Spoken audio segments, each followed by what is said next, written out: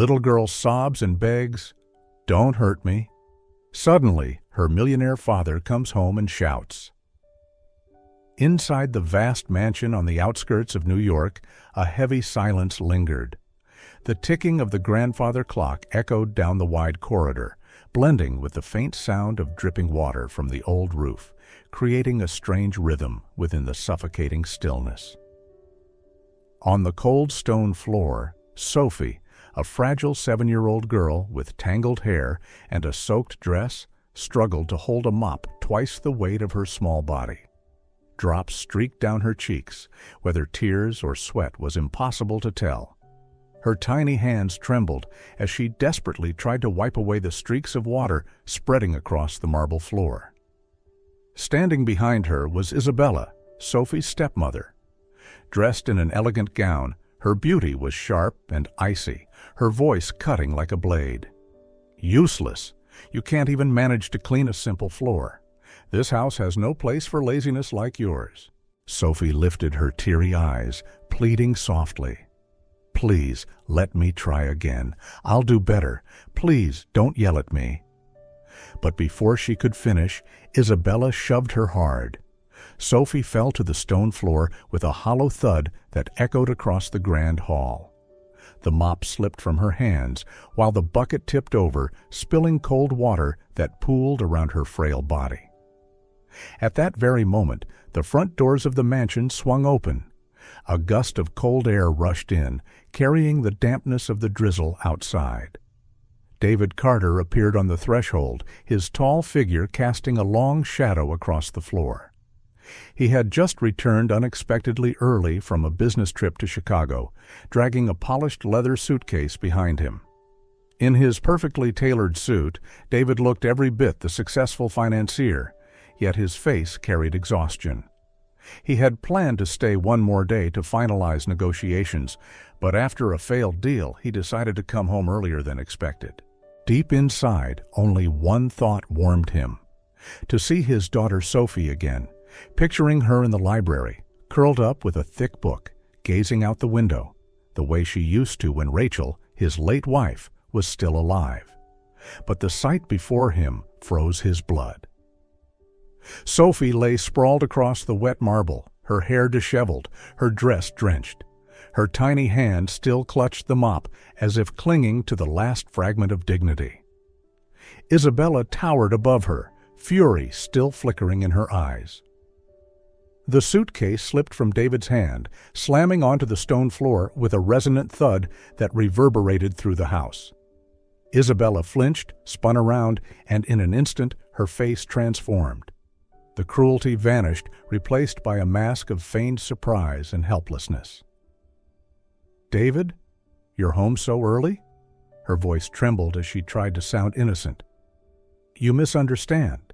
I was only trying to teach her a little order." David stood frozen in the doorway. Before him, Sophie lifted her tear-stained face, her eyes glistening with despair.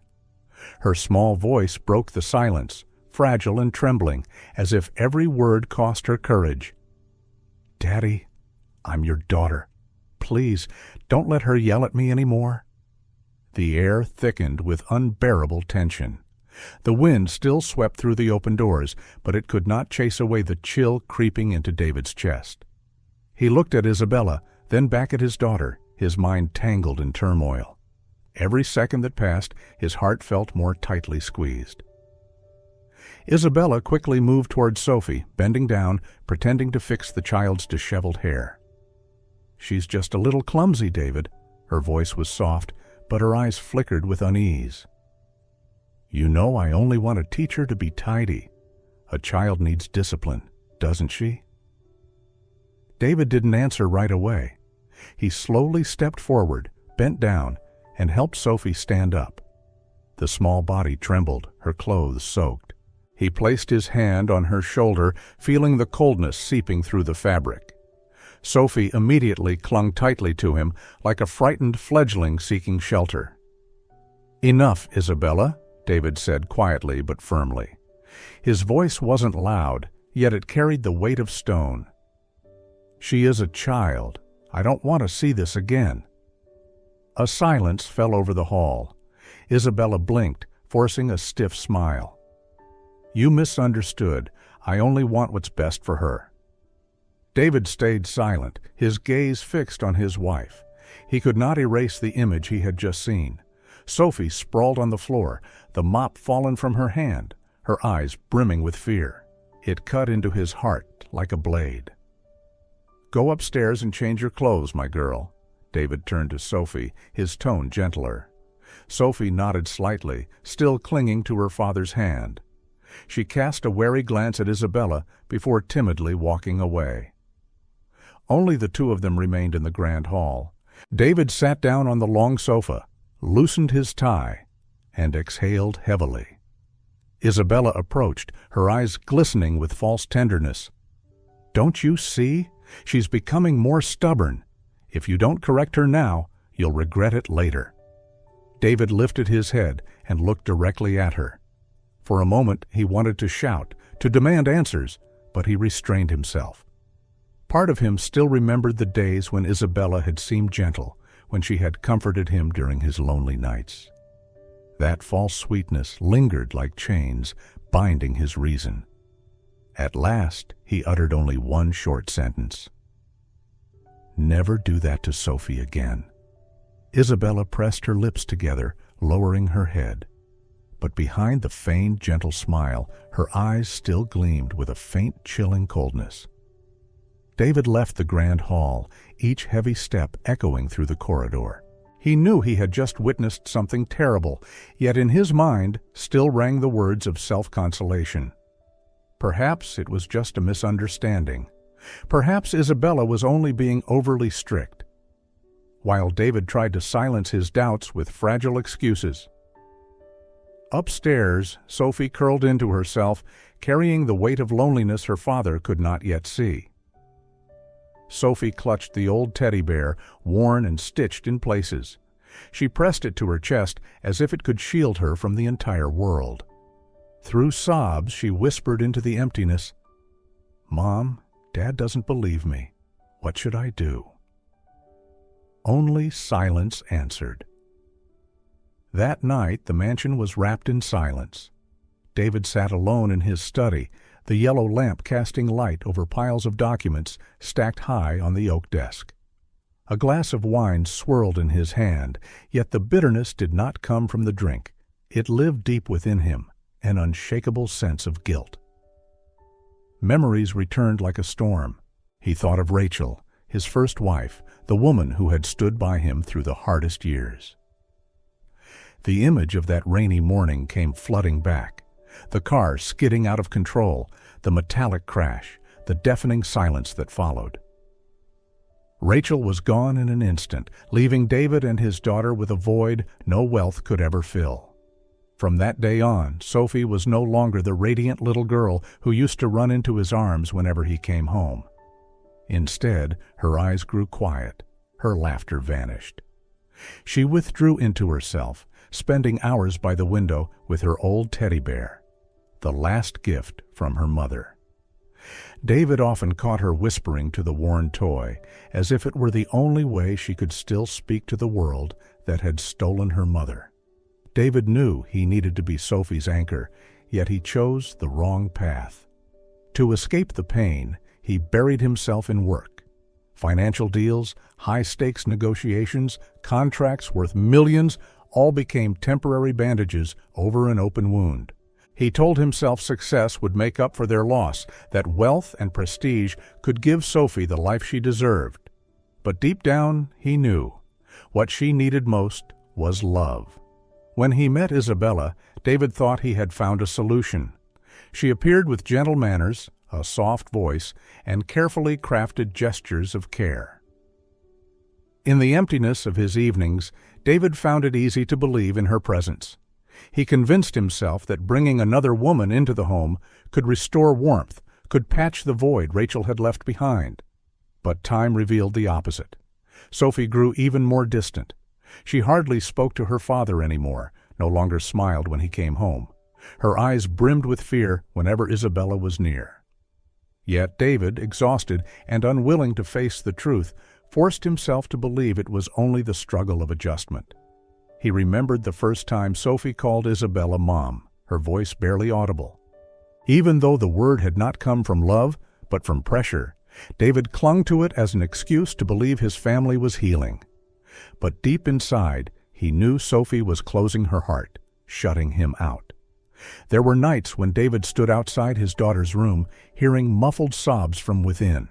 He raised his hand to knock, but always lowered it again, too uncertain, too cowardly to step inside.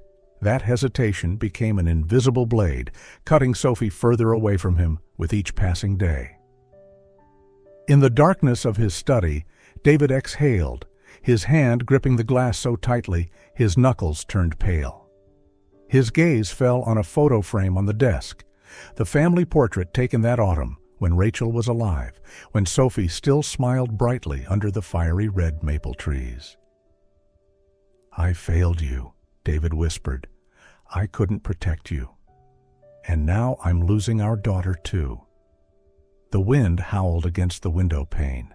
Outside, the city still glittered with lights, but inside David's heart, shadows only grew heavier. In the days following the incident in the Grand Hall, the mansion seemed to return to its usual calm. Yet beneath that fragile calm, an invisible storm was brewing, one that Sophie felt with every step in the corridors. A few weeks later, Isabella brought home a boy of about 9. She introduced him to David with a voice full of softness. "This is Ethan, my cousin's son. His family is struggling. Would you allow me to take him in for a while?" David was surprised but not suspicious. To him, Isabella's gesture of kindness only made her seem more trustworthy. He simply shrugged, believing that helping a child in need was harmless. Sophie, however, felt differently. From the moment Ethan stepped into the house, unease washed over her. His eyes glinted with sharpness, his stare filled with challenge, not at all like a boy in need of protection. When David turned away, Sophie quietly stepped back, clutching her old teddy bear tight against her chest. At first, Ethan behaved politely in front of the adults. He called David uncle, addressed Isabella as aunt, and wore a sweet smile whenever anyone looked. But when left alone with Sophie, his true nature emerged. One afternoon in the upstairs hallway, Sophie sat reading. Ethan strode up and snatched the book from her hands. "What's this? A fairy tale?" he sneered. "For babies. Doesn't suit a stupid girl like you." Sophie lowered her head and whispered, "Please, give it back." Instead, Ethan tossed the book to the ground and reached for the teddy bear. Sophie gasped and clutched it tightly. "No, give it back. It was my mother's gift." "This filthy thing?" Ethan smirked. "It belongs in the trash." He shoved Sophie to the floor, lifting the bear high. But when Sophie broke into sobs, Ethan caught sight of Isabella at the end of the hall. Instantly, he shoved the bear back into Sophie's arms and pretended to comfort her. "Come on, don't cry. I was only joking." Isabella gave a faint nod, a cold smile flickering on her lips, then turned away as though she had seen nothing. From that day forward, Sophie's dark days began. Ethan tormented her whenever adults weren't around, pulling her hair, shoving her, mocking her words. Sophie dared not speak up, for every time she looked into Isabella's eyes, she knew. If she told her father, things would only get worse. David sometimes noticed his daughter's unusual silence. He asked, but Sophie only shook her head with a weak smile. He assumed she was merely struggling to adjust to having another child in the house.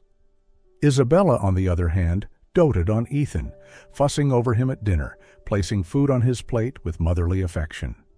Once, when David remarked, "You're very kind to help your cousin's boy," Isabella simply smiled and avoided his gaze. Across the table, Sophie clenched her spoon so tightly her fingers turned white, but no one noticed. One night, as David walked past the hall, he heard Sophie's muffled crying through her door. He stopped, listening, his chest aching. He raised his hand to knock, but lowered it again, afraid of intruding. He walked away, never realizing that his silence was the very thing convincing Sophie her father would never take her side. Inside the dim little room, Sophie whispered into her teddy bear, "Mom, I don't know what to do. Even if I tell Dad, he won't believe me." Outside, only the night remained, the sole witness to the sobs of a 7-year-old girl trapped between a cruel stepmother, a vicious boy, and a father too blind to see. Winter cast its icy veil over New York City. Inside the Carter mansion, the atmosphere grew heavier by the day. Dinner stretched in silence, broken only by the faint clink of cutlery against porcelain and the evasive glances passed across the table. Henry Carter, David's father, lived in a modest room on the first floor. Though in his 70s, he still carried a stern presence. His aged eyes, sharpened by decades of hardship, easily saw what his son stubbornly ignored. One evening, Henry set down his knife, his gaze piercing into David. "Can't you see? Sophie is changing. She no longer smiles. She's afraid inside her own home. David, if you don't protect her, you'll lose her." David looked up, then lowered his eyes to his glass of wine. His father's words cut deep, like a blade to the heart. He wanted to deny it, but in truth he could not. Meanwhile, Sophie endured her lonely days in silence. One afternoon, while passing the hallway, she heard hushed voices in the parlor. Curious, she pressed herself against the half-closed door. Isabella sat beside Ethan, her voice sharp and cold. "Remember this, when others are around, you call me Aunt. You must never slip. Do you understand?" Ethan nodded quickly, his eyes glinting with complicity. Sophie's heart clenched. That whisper cut her like a knife, laying bare a dreadful truth. Ethan was no distant relative. He was Isabella's own son. She stumbled back, trembling, clutching her teddy bear. Her world collapsed around her. Not only was she despised, she was being replaced. In the house that should have been hers, she had become the unwanted outsider. Meanwhile, David began to notice strange details. He saw Sophie flinch whenever Isabella touched her shoulder, caught the hostile glare in Ethan's eyes when he thought no one was watching. Most of all, he noticed Rosa, the loyal housekeeper, lowering her gaze whenever their eyes met, as if hiding a secret. One afternoon, returning from a business trip, David stumbled upon a folder in Isabella's handbag. The cover bore the name Marcus Hale, a ruthless rival who had long sought to seize control of Carter Investments. A chill ran down David's spine. Why would Isabella have documents linked to Marcus Hale? Suspicion gnawed at him until it demanded action. One evening, David quietly followed Isabella when she claimed she had errands. From his black car parked across the street, he watched her enter a luxurious cafe downtown. There, Marcus Hale was already waiting. David turned on the recorder on his phone, his hand gripping the steering wheel tightly. The conversation froze his blood. Isabella's voice was cold, stripped of its sweet disguise. "As soon as Sophie disappears, David will be completely in my hands." Marcus smirked, raising his cup. "And then Carter Investments will be ours for the taking." David felt his world collapse. Each word pierced him like a blade. The woman he had trusted, the one he had let into his home and his daughter's life, was plotting to destroy everything. In that moment, David understood. The fear in Sophie's eyes had never been without reason. That night, David stepped into his daughter's room and found the pillow soaked with tears. He sat down, gently stroking her hair. "My girl, I will find out the truth. I promise." In her sleep, Sophie clutched the teddy bear tightly and let out a faint sigh. On a spring evening, the grand ballroom of a luxury hotel in downtown New York glittered beneath crystal chandeliers. Red carpets stretched across the floor, a string ensemble played soft melodies, and hundreds of elegantly dressed guests streamed in. It was the 20th anniversary of Carter Investments, the company David had built with his own hands. He wanted the evening to stand as proof of his success and reputation. Isabella, in a shimmering emerald gown, walked gracefully at his side, her charming smile enchanting every guest she greeted. Sophie sat next to her father at the head table, her face tense. She felt out of place in this dazzling world. Beneath the table, she clutched her worn teddy bear, hiding it as if it were a secret talisman. David placed a reassuring hand on her shoulder and whispered, "It's all right, sweetheart. I'm here." Laughter and chatter filled the hall. Glasses clinked, speeches praised the company's achievements. Everything seemed like a flawless performance, until a small accident shattered it. While trying to hold her glass of juice, Sophie accidentally spilled a few drops onto Isabella's elegant gown. In that instant, the room froze. Isabella shot to her feet, her eyes blazing, her voice rising above the music. "Useless child! You can't even handle the smallest task!" Whispers spread like wildfire. Guests exchanged shocked glances, stunned by the sudden eruption. Sophie sat paralyzed, her tiny hands trembling as she clutched her bear. Her eyes filled with tears. Then a firm, aged voice broke the silence. "What did you just say to my granddaughter?" All heads turned. It was Henry Carter, his silver hair gleaming, his gaze sharp as steel. Rising with the aid of his cane, he fixed his eyes on Isabella. The hall fell into a hushed stillness, broken only by Sophie's pounding heartbeat. Isabella scrambled, her voice faltering. You misunderstand. I was just too quick-tempered. I didn't mean—" But her excuses drowned beneath the sudden sobs of Sophie. The little girl could bear no more. Clutching her bear tightly, she bolted from the hall, tears streaming down her face. David sat frozen. In that moment, the pieces came together. Sophie's frightened eyes, the muffled cries he'd heard at night, Rosa's averted gaze, the folder bearing Marcus Hale's name, the hushed conversation in the cafe. Everything collapsed into place. For a heartbeat, David could hardly breathe.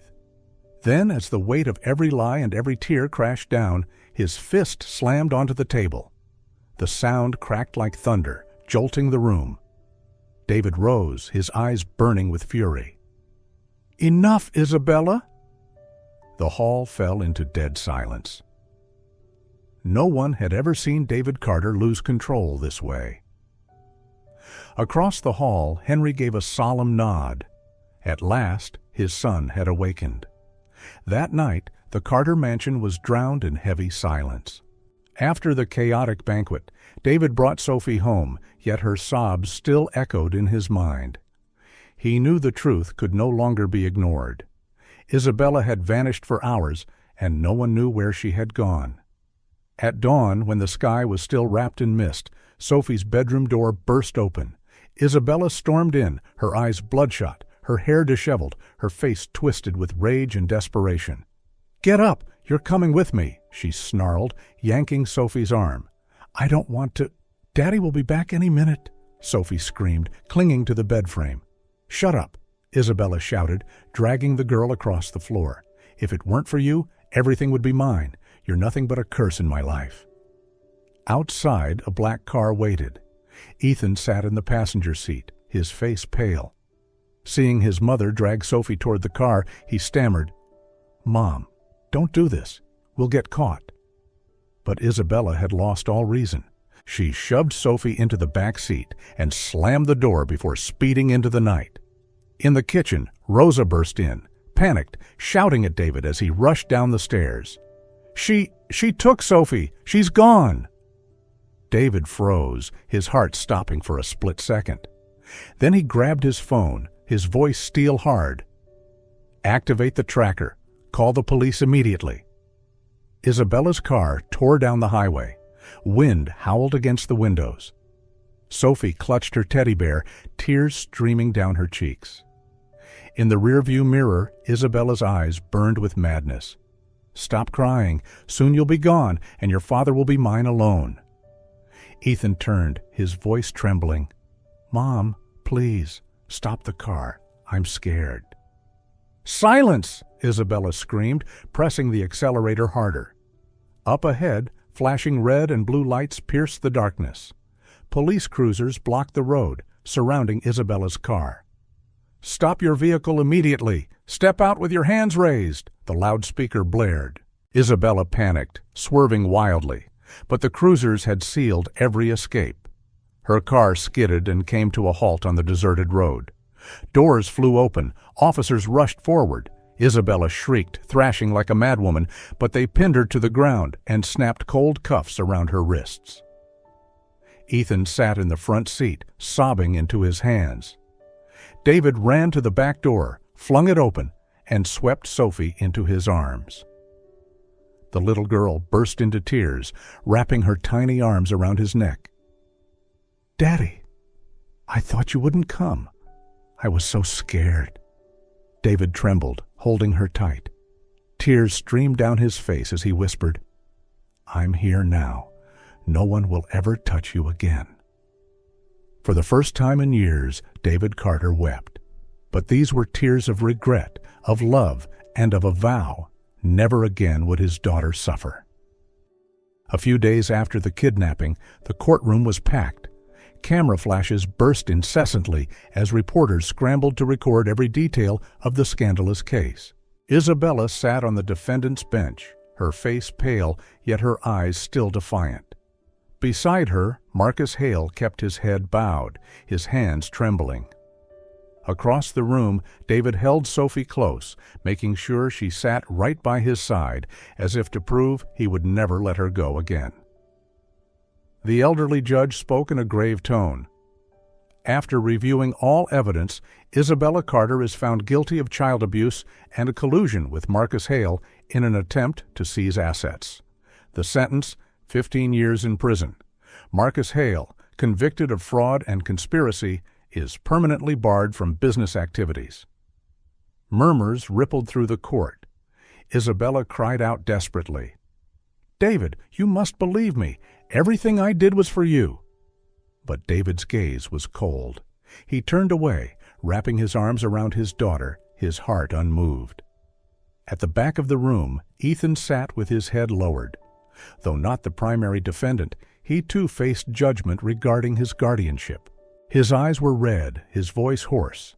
I'm sorry. I did so many wrong things. But I didn't know any better. I only did what my mother told me." Silence swept the courtroom.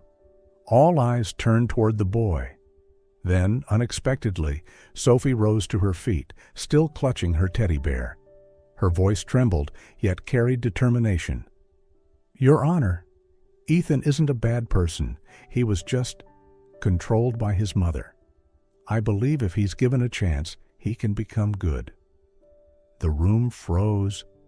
David turned, astonished, staring at his daughter. Sophie lifted her chin, her eyes glistening.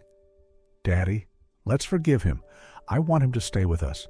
I believe you can teach him to be someone different." Henry Carter, seated in the front row, gave a solemn nod. His aged eyes shone with pride. The judge shifted his gaze to David.